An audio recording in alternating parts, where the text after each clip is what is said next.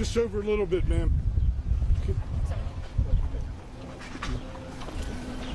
Good afternoon, everybody. Beautiful day, huh? Nice weather.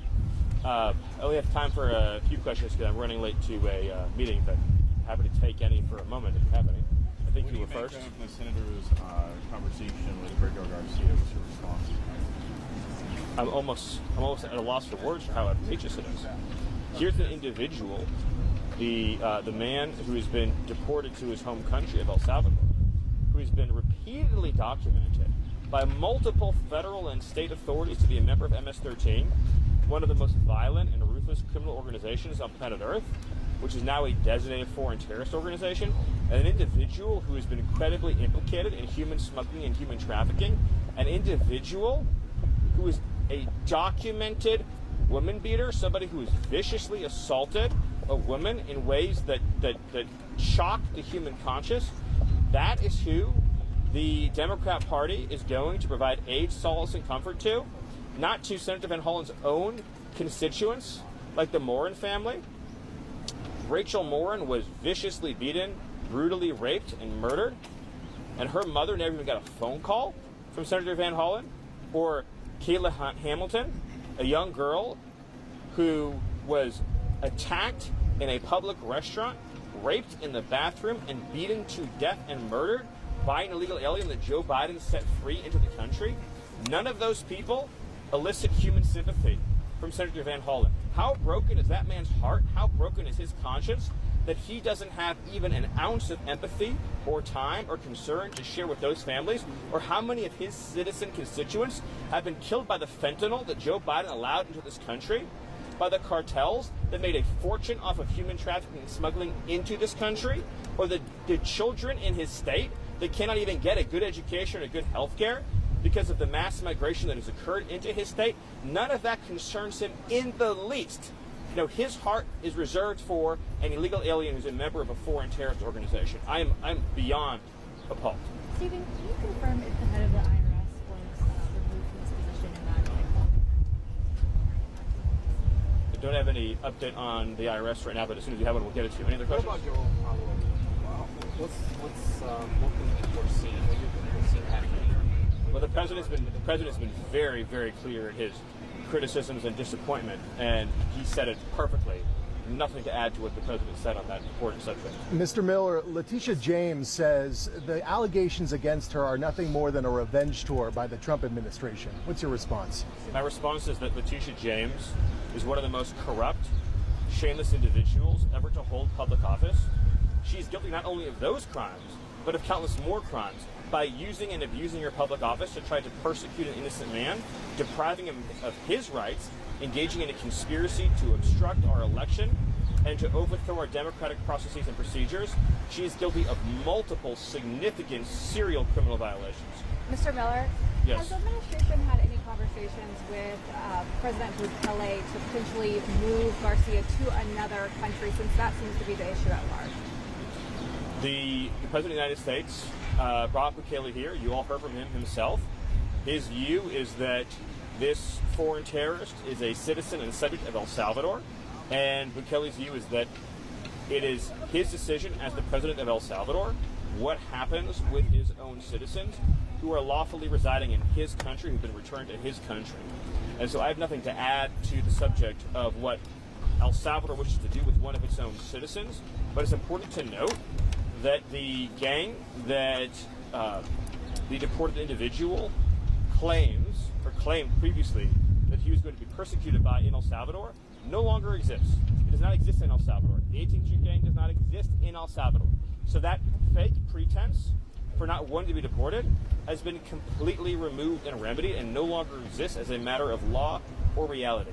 I want to tell you one story while you're all here that I think is very important to illustrate for you the genuine evil of the last administration's immigration policies that, for whatever reason, our corporate press in this country never really cared to cover, and certainly elicited no outrage, no emotion from this country's political and ruling elite. But this, by the way, this is not an isolated incident. This is the kind of thing that we discover not only every day, but every hour. It just illustrates how inhuman the policies were of the previous administration and how many thousands of lives we are saving by upholding and enforcing our laws. So there was a 14-year-old girl that we discovered who was trafficked across the border in the previous administration, stolen from her family in her home country. The Biden administration made no attempt to return her to her home country or to return her to her family in her home country or to reunify her in any way with her family in her home country. Instead, they resettled her in the United States with a so-called sponsor. That so-called sponsor, all funded by our taxpayers, this entire procedure funded by taxpayers, that so-called sponsor was himself an illegal alien. So subject to himself removal and deportation. Again, the Biden administration did not deport the sponsor, but handed the girl over to the sponsor. The sponsor claimed to be that girl's brother. He was not, in fact, her brother. The Biden administration, of course, did not attempt to verify this in any way, shape, or form, as they did not for the hundreds of thousands of minors that were placed in the hands of illegal aliens. They know they were being lied to. They didn't care they were being lied to. This individual was an illegal alien who had no familial relation with this young girl. What happened next will not surprise you, although it will sadden you. He raped the 14-year-old girl and impregnated her. So the Biden administration took a young girl, took her away from her family, brought her into the United States, resettled her with an illegal alien, 26-year-old adult male, subjected her to rape and what anyone would describe as torture. So the young girl was tortured and raped and impregnated as a result of the choices made by the Biden administration.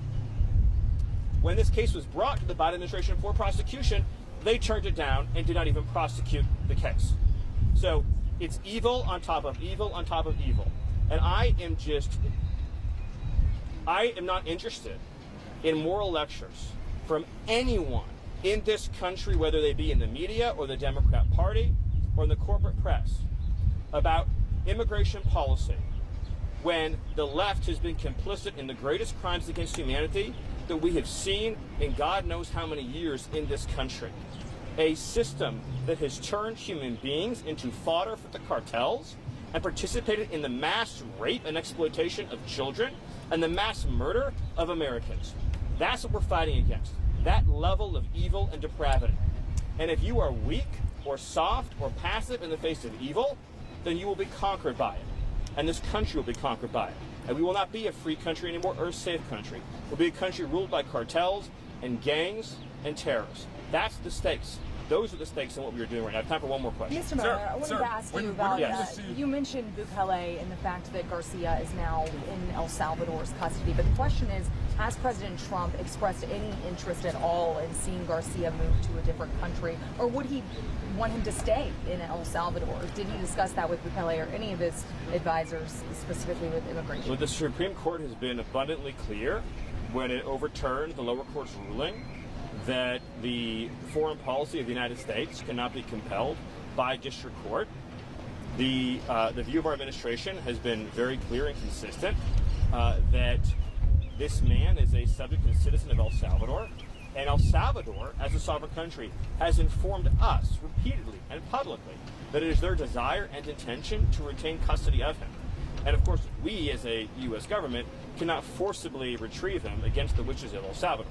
Of course, again, as we discussed at some length in these settings, if we were to forcibly retrieve him, the irony would be is that because he's here illegally and has a deportation order, he would simply be deported the second time back to El Salvador because the withholding order that has been so much discussed is no longer valid or enforced because he's a member of a foreign terrorist organization and because the fake claim that he completely fabricated about being persecuted by a rival gang no longer exists. The gang itself no longer exists in the country. I'll take one more question. Sir, Mr. Miller, a federal appeals judge. Sir, when are we going to see accountability and consequences for sanctuary state and local officials that are violating 8 USC 1324 by harboring illegal aliens? Yeah. As well as, isn't it kind of bizarre that Chris Van Hollen tried to smuggle and facilitate the re-entry of this illegal alien, also in violation of 8 USC 13. Yeah, we also haven't heard any stories of the Logan Act this time around for whatever reason. So it's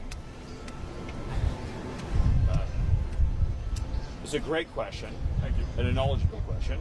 I don't get a lot of questions around here where people are citing the Immigration and Nationality Act. So that's great. You're exactly right that the sanctuary cities are engaged in multiple criminal violations: harboring, smuggling, inducing, obstructing justice, obstructing official proceedings, and many other crimes. And this is something that the Department of Justice is taking a very hard look at. I will just say that it is my view, the view of this administration, that these cities are engaged in systemic criminal violations, and that they are engaged in a scheme to nullify and obstruct the duly enacted laws of the United States of America. And I would again note, when you talk about morality, talk about decency, sanctuary cities shield criminal illegal aliens from removal. We repeatedly go into communities and arrest illegal aliens who were previously in custody, that they refused to turn over, that were sent back onto the street, that have subsequently raped or abused a child.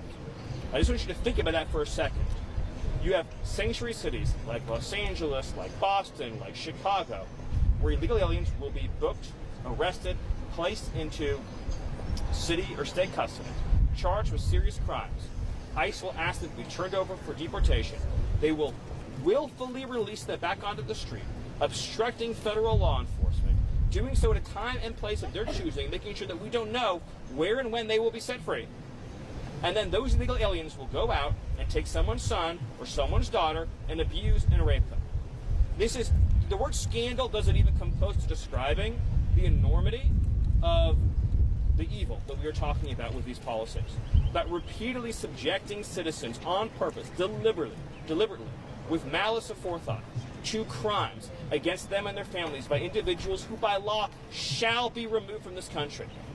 You know, and we have a whole body of immigration law, by the way, the last administration shredded, that says illegal aliens shall not be allowed to enter the country, shall be detained through removal, shall not be set free, that they chose repeatedly in mass to not only ignore, but to give them parole, to give them work permits, to give them welfare, a scheme to violate our laws. You're not talking about just one time or two times or three times, millions and millions of times they engage in this scheme.